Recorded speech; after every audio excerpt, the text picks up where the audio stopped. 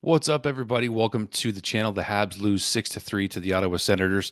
A lot to go through in this game, though. After a loss like this, after such an eventful game, how can we not? We got to start off with something positive. Now, tell me which player Justin Barron reminded you of on his first ever NHL goal. Take a look. Over his stick. Back to Barron. Barron. Another rich shot. Scores! His first in the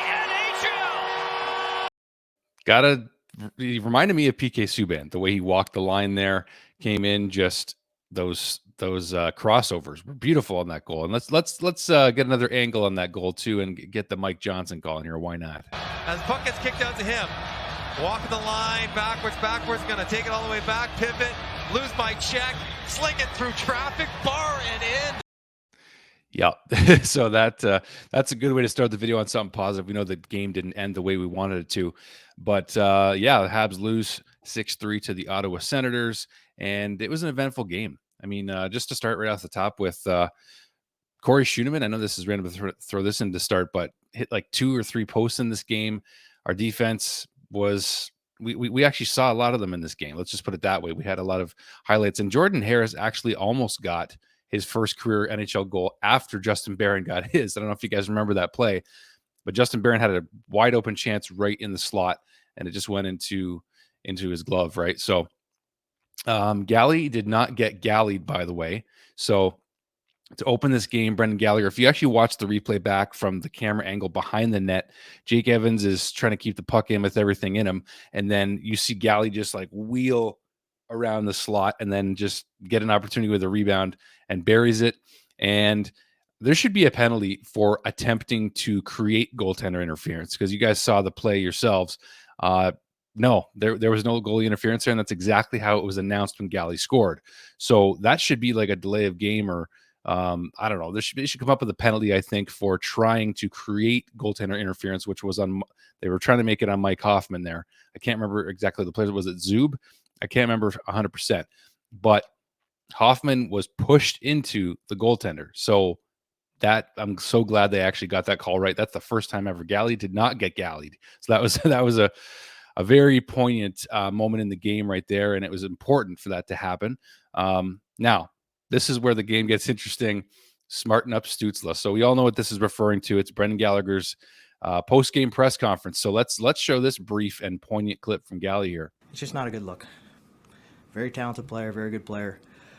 He needs to stop laying on the ice. It's embarrassing. So him referring to when Nick Suzuki ran into Tim Stutzle in the second period, and then everybody went after Nick. And here, this is the best angle. This is really the best angle I could get of this collision with Nick Suzuki and Tim Stutzle. And to me, I mean, Stutzle actually sticks out his left leg before making contact with Nick Suzuki. So Nick's just trying to check him. He has the puck. Stutzle does have the puck. And Nick, I know it looks like they're making contact with their knee here, but he's certainly not trying to. Because if you watch the replay, I watched it over and over and over again, and it was basically almost unavoidable, that contact there with Nick Suzuki. Nick is not a dirty guy. We know that. He plays physical, and he takes really a lot of punishment himself, mostly. But I don't know. I just didn't understand why Ottawa freaked out there. I think they just immediately reacted to the way that Stutzle fell. So that's what I saw in that play. It wasn't, and the reason Gallyed was so mad, as you guys know, is because Stutzle was out on the power play because Nick got penalized on that play, and Stutzle acting like he's injured, and Gallyed saying also in that longer version of that press conference clip there that when he was 10 years old, his coach wouldn't allow him to go back on the ice if he stayed and laid down on the ice. And Stutzle gets back up pretty much right away once the penalty was called to sell the call, and then goes back out and plays on the power play. So I know where Gally's coming from there, and you can't really blame him for being as pissed off as he was, because you're just trying to sell a call ultimately. So anyways, going on to Jordan Harris, we mentioned that he almost had his first NHL goal in this game, and he did. He also just looks so comfortable, and Justin Barron looking more comfortable as the game goes along. Some people concerned about Justin Barron, but obviously that first NHL goal, you're not concerned with that, because that is basically the first taste of the offensive upside we saw of Justin Barron. But Jordan Harris continues to impress. We all love his skating, and it's also his first passes. I think you guys probably noticed his first passes out of his zone. and even just some offensive chances too. I didn't get a chance to mention this the other night in Tampa, but he had some shots on goal. So he's not shy to go to the net. There was a couple opportunities he was able to create offensively. So just looked poised. And I think it was Arpin Basu's tweet, Montreal reporter, that said he has poise. Poise is a skill, and Jordan Harris has it. He does. It's very clear. You can see it just by the way that he's playing. Cole Caufield, big surprise. He gets another power play goal, 15 goals in his 25th game under Marty St. Louis. Is he up for the Calder still? I don't know. If he gets over 20 goals, I think if he gets to the 22 goal mark, something about that number, I know it's his number, but like, I don't know. If he gets to the 22 goal mark, I say, why not? There's a lot of reasons why, if he keeps at this pace, which would be pretty insurmountable if he's able to get over 20 goals at this stage of the game with 10, 12 games left, you got to consider him for it. At least that's my opinion anyway. So Cole Caufield doing his thing, absolutely just doing his thing. So, despite the loss here, some good positive things to talk about for the Habs defensively. The kids looking good. And not a whole lot else to go on.